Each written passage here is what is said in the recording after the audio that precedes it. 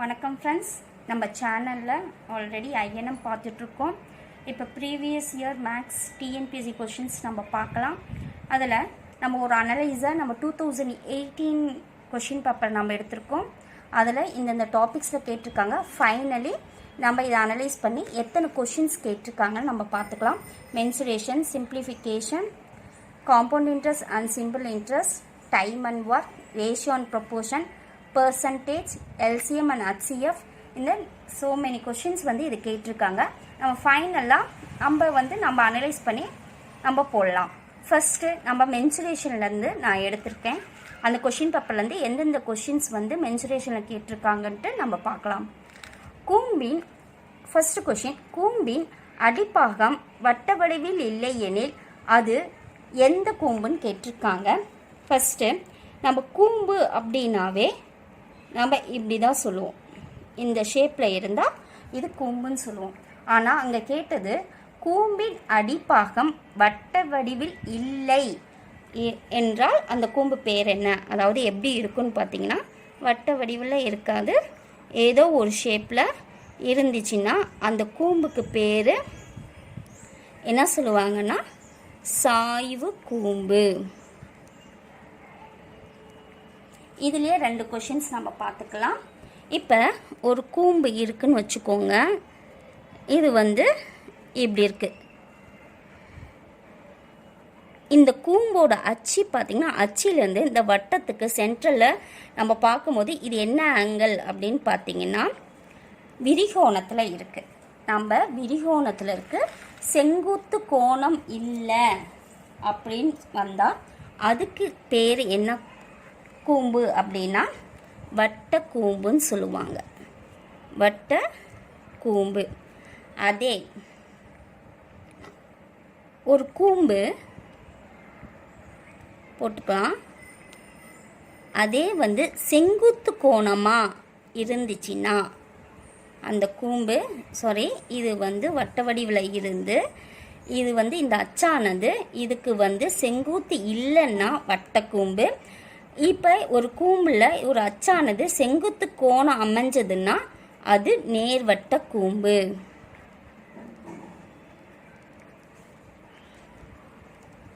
இதில் 3 கொஷின்ஸ் பார்த்தாச்சு ஃப்ரெண்ட்ஸ். கூம்பின் அடிப்பாகம் வட்ட வடிவில் இல்லைன்னா அது சாய்வு கூம்பு. அப்படி இந்த அச்சானது அந்த கூம்புக்கு செங்கோணமாக இல்லை, இது விரிகோணம்.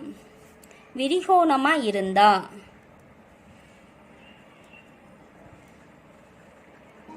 விரிகோணமாக இருந்து இல்லைன்னா குறுங்கோணமாக விரிகோணம், அதாவது செங்குத்து கோணம் இல்லைன்னா அந்த கூம்புக்கு பேர் வட்டகோணம்.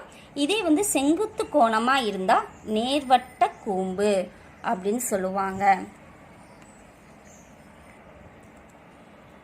ஃபஸ்ட்டு இது வட்ட வடிவமாக இல்லைன்னா சாய்வு கூம்பு.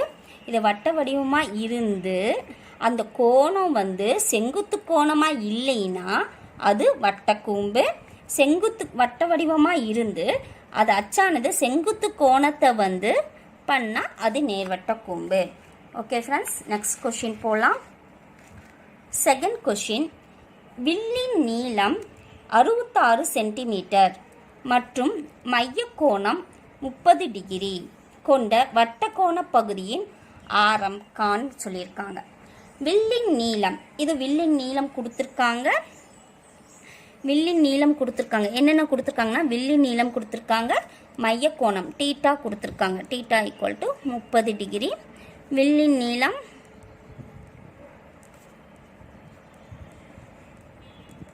66 சென்டிமீட்டர் கொடுத்துருக்காங்க.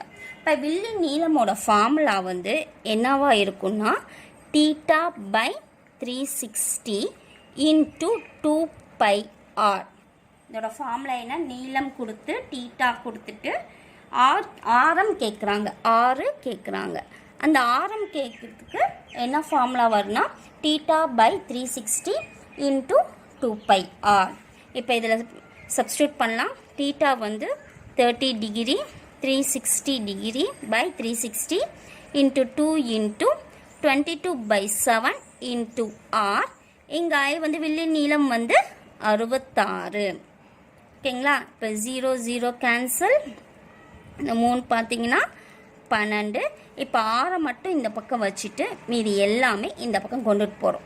இப்போ 66 கீழே இருக்கிறது அந்த பக்கம் போகும்போது டிவைடில் இருக்கிறது ஈக்குவல் தட் சைட் போகும்போது இங்கே வந்து மல்டிபிள் ஆகும். அப்போ 12ம் 7ம் தான் டிவைடில் இருக்குது. அப்போ 12 × 7 பை இங்கே வந்து மல்டிப்ளையில் இருக்குது.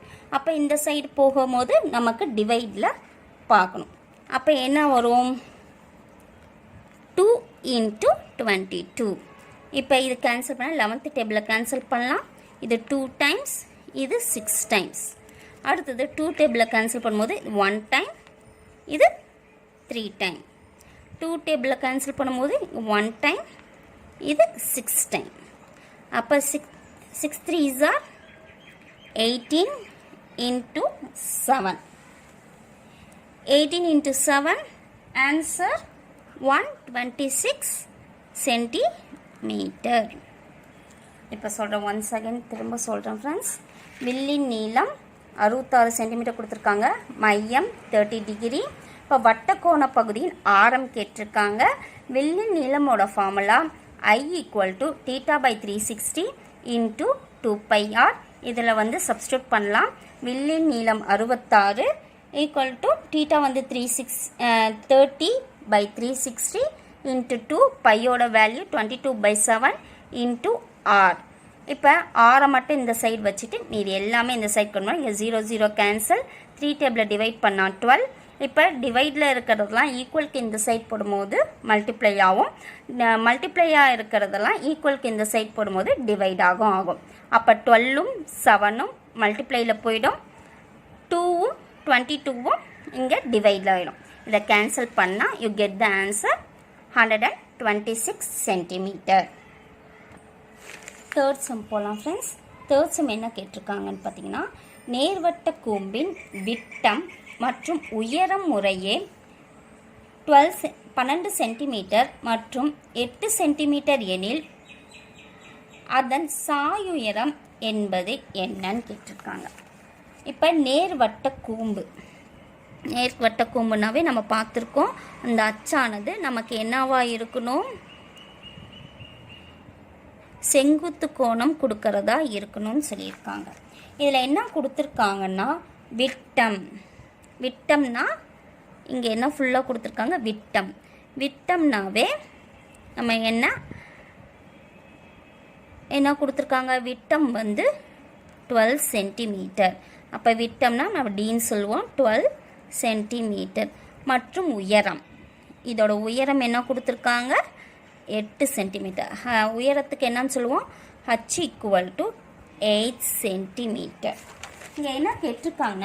அதன் சாயுயரம் கேட்டிருக்காங்க. இதோட சாயுயரம் வந்து L அப்படின்னு எடுத்துக்கிறோம்.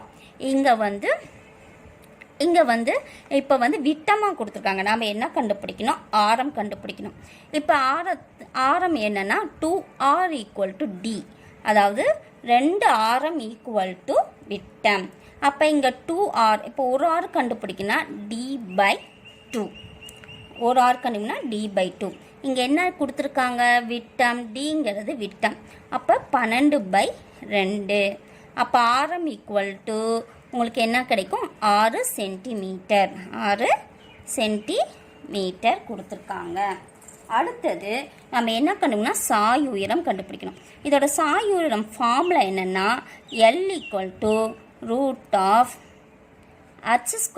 + r². இதுதான் ஃபார்முலா. இங்கே பித்தாகரஸ், சப்போஸ் ஃபார்முலா மறந்துடுச்சுன்னா கூட பித்தாகரஸ் தியரம் வச்சு நீங்கள் போடலாம். அதாவது ஒரு பித்தாகரஸ் தியரமில் செங்குத்து கோணமாக இருந்துச்சுன்னா இங்கே A, B, இங்கே C, இது வந்து ஹைபாட்னஸ் அப்படின்னு சொல்லுவாங்க. இது வந்து ஹைபாட்னஸ் சொல்லுவாங்க. இதோட ஃபார்முலா என்னவா இருக்கும்? c² = a² + b². இப்போ C கண்டுபிடிக்கிறதா இருந்தால் √a² + b² சொல்லுவோம். அதே ஃபார்முலா தான் இங்கே. சிக்கு பதிலாக நம்ம L போட்டுக்கிட்டு =h² + r².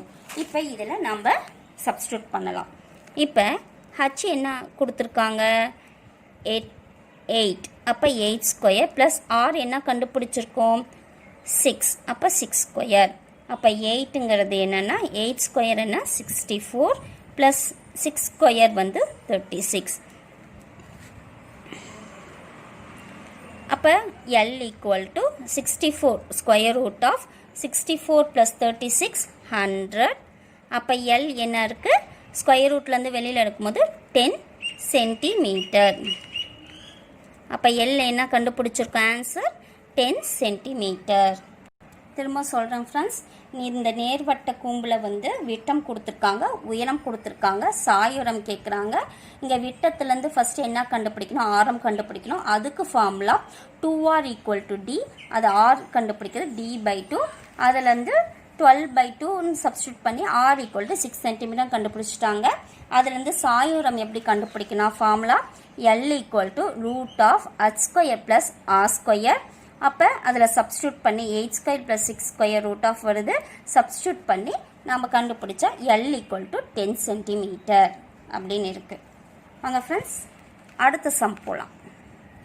4th சம், ஒரு செவ்வகத்தின் பரப்பு 144 சென்டிமீட்டர் ஸ்கொயர் எனில் அதனுடைய பக்கங்கள் 4:9 என்ற விகிதத்தில் இருக்குமானால் அதனுடைய சுற்றளவு எவ்வளவு? என்ன கொடுத்துருக்காங்கன்னு பார்க்கணும். ஒரு செவ்வகம் கொடுத்துருக்காங்க ஃப்ரெண்ட்ஸ். அதில் வந்து செவ்வகத்தின் பரப்பு அப்படின்னு கொடுத்துருக்காங்க. செவ்வகத்தின் பரப்பு ஏ நம்ம எடுத்துக்குவோம். ஏ வந்து 144 சென்டிமீட்டர் ஸ்கொயரில் கொடுத்துருக்காங்க. இங்கே பக்கங்கள் வந்து எப்படி கொடுத்துருக்காங்கன்னு பார்த்தீங்கன்னா, பக்கங்கள் எப்படி கொடுத்துருக்காங்கன்னா 4:9 கொடுத்துருக்காங்க. நம்ம செவ்வகத்தின் வந்து பக்கங்கள் எப்படி எழுதுவோம்னா L Bன்னு எழுதுவோமா. அப்போ L வந்து இங்கே ரேஷியோவில் கொடுத்துருக்கனால நாம் வந்து அதை வந்து எப்படி கன்சிடர் பண்ணால் L ஈக்குவல் டு 4x, எக்ஸுங்கிறத நம்ம எடுத்துக்கிறோம். அது B ஈக்குவல் டு 9x.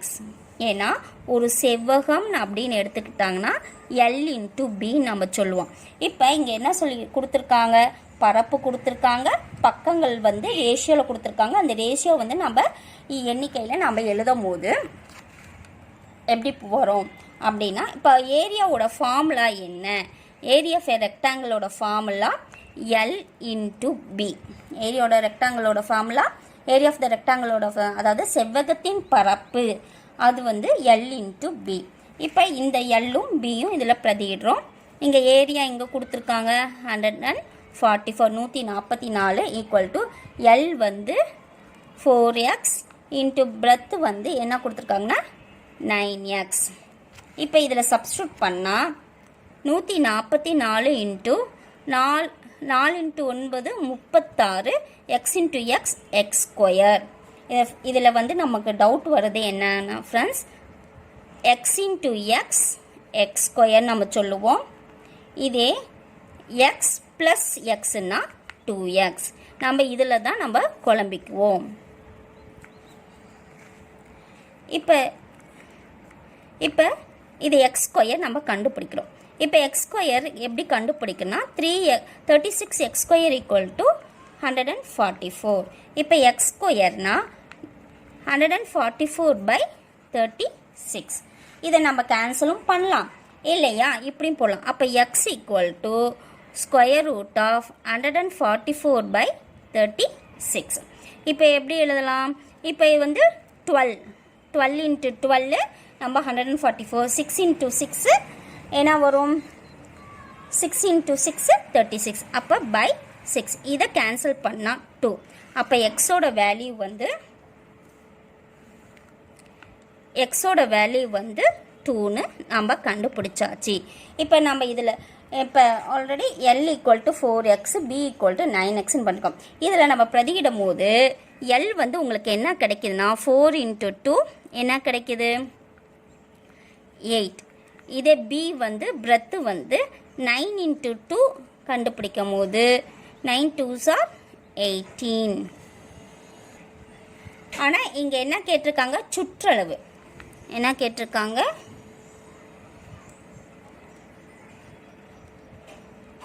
சுற்றளவு கேட்குறாங்க. செவ்வகத்தின் சுற்றளவு என்ன ஃபார்முலான்னு பார்த்தீங்கன்னா 2 × L + B.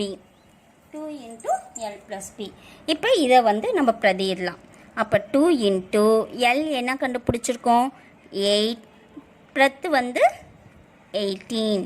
இப்போ இது ரெண்டையும் நம்ம சப்ஸ்டியூட் பண்ணும்போது 8 + 18 வந்து 26. அப்போ 2 × 26 வந்து நமக்கு என்ன வருதுன்னா 52. அப்போ செவ்வகத்தின் ஒரு பரப்பளவு, செவ்வகத்தினோட சுற்றளவு என்ன அப்படின்னு கேட்டாங்கன்னா செவ்வகத்தினோட சுற்றளவு 52 சென்டிமீட்டர். அவ்வளோதான். திரும்பவும் சொல்கிறேங்க ஃப்ரெண்ட்ஸ், கேட்டுக்கோங்க. ஒரு செவ்வகத்தின் பரப்பளவு கொடுத்தாச்சு, அதோட பக்கங்கள் ரேஷியோவில் கொடுத்துட்டாங்க, ஆனால் சுற்றளவு கேட்குறாங்க. ஃபஸ்ட்டு என்ன கொடுத்துருக்காங்கன்னு நம்ம மென்ஷன் பண்ணிக்கலாம். ஏரியா கொடுத்தாச்சு, பக்கங்களை கொடுத்தாச்சு. நாம் வந்து அது வேல்யூவாக எழுதும் போது அது எக்ஸால் நம்ம பெருக்கலாம். எந்த லெட்டர் வேணாலும் நம்ம பெருக்கிக்கலாம். அப்போ L = 4x, B = 9xன்னு எடுத்துருக்கோம். இங்கே வந்து ஏரியாவில் நம்ம சப்ஸ்டியூட் பண்ணும்போது செவ்வகத்தின் பரப்பளவு L × B. இதில் பிரதியிடும் போது 144 = 4x × 9x. இப்போ 4x 9xனா 36x² வருது. இதில் வந்து நீங்கள் x கண்டுபிடிச்சிங்கன்னா உங்களுக்கு வந்து எக்ஸோட வேல்யூ 2 வருது. இப்போ வந்து அந்த எல்லையும் பிலையும் கண்டுபிடிக்கும் போது உண்மையான எண்ணிக்கை நம்ம கிடைக்கும். L = 4 × 2 8, B = 9 × 2 18. இதில் அப்புறம் இப்போ எல்லும் கண்டுபிடிச்சாச்சு, பிரத்தும் கண்டுபிடிச்சாச்சு. கொஷினில் வந்து சுற்றளவு கேட்குறாங்க. அப்போ சுற்றளவோட ஃபார்முலா என்னன்னு பார்த்தீங்கன்னா சுற்றளவு எதோட சுற்றளவு, செவ்வகத்தோட சுற்றளவு. அது என்ன 2 × L + B. அப்போ எல்லும் பியும் சப்ஸ்டியூட் பண்ணால் 2 × 8 + 18, 8 + 18 26. இப்போ 2 × 26 உங்களுக்கு என்ன கிடைக்குன்னா 52 சென்டிமீட்டர். ஆன்சர் வந்து 52 சென்டிமீட்டர். வாங்க ஃப்ரெண்ட்ஸ், 5th கொஸ்டின் நம்ம பார்க்கலாம். ஆரம் 6 சென்டிமீட்டர், வில்லின் நீளம் 20 சென்டிமீட்டர் கொண்டுள்ள வட்டக்கோண பகுதியின் பரப்பை காண்கன்னு கொடுத்துருக்காங்க. வட்டக்கோண பகுதியின் பரப்பை, அங்கே ஆரம் கொடுத்துட்டாங்க, வில்லின் நீளம் கொடுத்துட்டு நம்ம அங்கே என்ன கண்டுபிடிச்சோம் அப்படின்னா நம்ம முன்னாடி ஆல்ரெடி ஒரு சம்ஸ் பார்த்தோம்ப்பா. அதில் வந்து வில்லின் நீளம் கொடுத்துட்டாங்க, மையக்கோணம் கொடுத்துட்டாங்க, ஆரம் கேட்டிருந்தாங்க. ஆனால் இந்த கொஷின் நல்லா பாருங்கள், ஆரம் கொடுத்தாச்சு, வில்லின் நீளம் கொடுத்தாச்சு, வட்டக்கோண பகுதியின் பரப்பை காண்க அப்படின்னு கொடுத்துருக்காங்க. ஃபஸ்ட்டு என்ன கொடுத்துருக்காங்கன்னா ஆரம் R = 6 சென்டிமீட்டர், வில்லின் நீளம் வந்து என்ன கொடுத்துருக்காங்கன்னு பார்த்தீங்கன்னா 20 சென்டிமீட்டர். என்ன கொடுத்துருக்காங்க அப்படின்னு பார்த்தா வட்டக்கோண பகுதியின் பரப்பு. இதில் 2 ஃபார்முலா இருக்குது. A = area θ/360 × πr². இது ஒரு ஃபார்முலா. இன்னொன்று 1/2 × LR. இது 2 ஃபார்முலா இருக்குது. இதோட பரப்பு வந்து வட்டக்கோண பகுதியின் பரப்பு அப்படின்னாவே இதில் 2 ஃபார்முலா இருக்குது.